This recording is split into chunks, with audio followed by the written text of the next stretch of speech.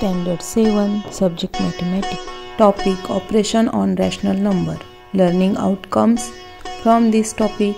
Students are: identify rational number or whether it irrational number, and to make operation on rational number.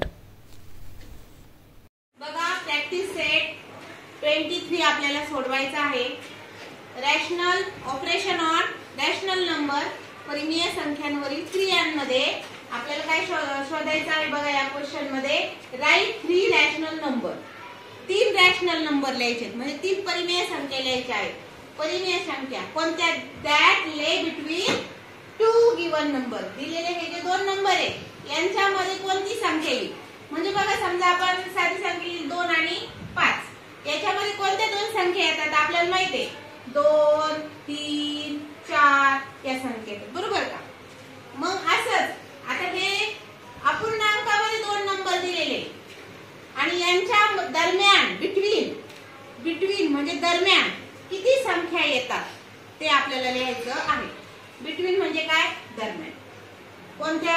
ह्या 2 given, ह्या 2 दिल्यात, ह्या 2 दिल्यात, यांच्या दरम्यान आपल्याला किती शोधायचे आहेत?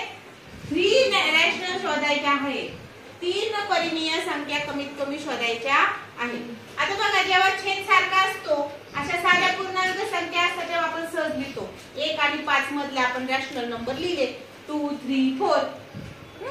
परंतु अपूर्णांकामध्ये संख्या दिलेली आहे आणि आपल्याला त्यांच्या दरम्यानच्या संख्या लिहायच्या आहेत मधल्या, बिटवीन.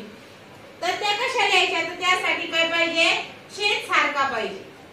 छेद सारखा असेल तरच आपण रॅशनल नंबरशीर असणाऱ्या क्रमाने येणाऱ्या संख्या शोधू शकतो.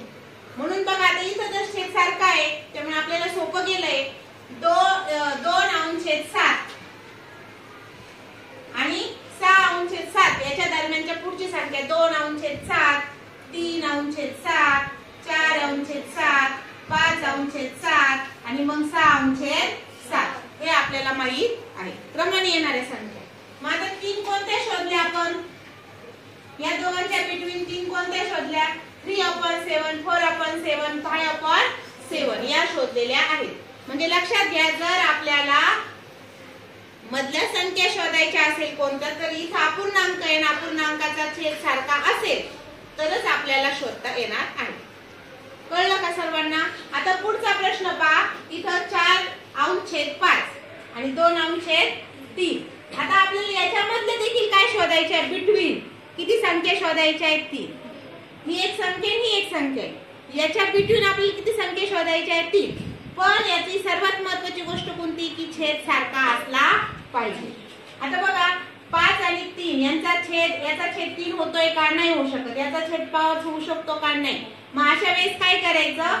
की छेद आपण बेरजेत जे करतो, समान छेद करण्यासाठी आपण काय करतो? याच्या अंशाने, याच्या छेदाने याला गुणायचं, इकडच्या अपूर्णांकाला पहिल्या, आणि इकडच्या छेदाने या अपूर्णांकाच्या अंशाला आणि छेदाला गुणायचं.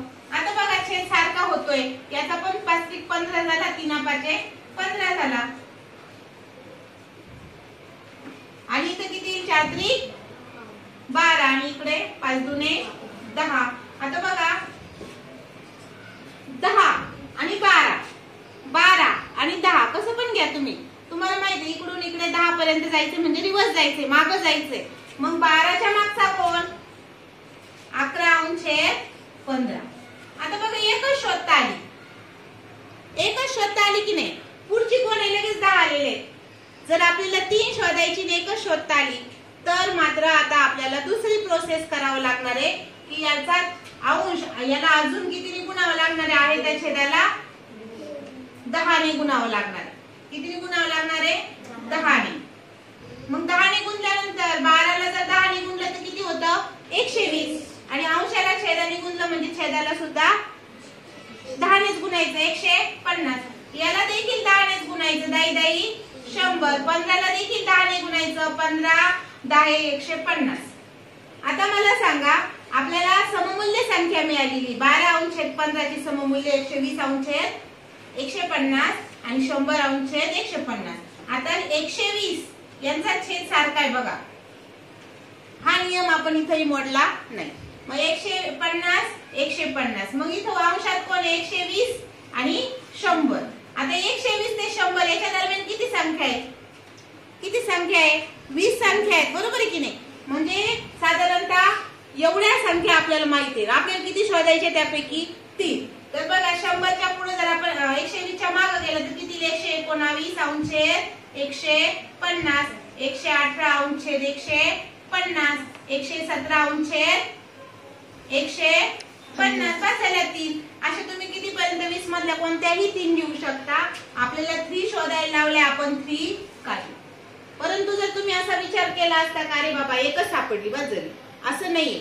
मग ह्या उदाहरणावरून आपल्या काय लक्षात येतं बघा की between any 2 rational number, between दोघांच्या मध्ये, जेव्हा दोघांच्या मध्ये असतं तेव्हाच बिटवीन शब्द येतो.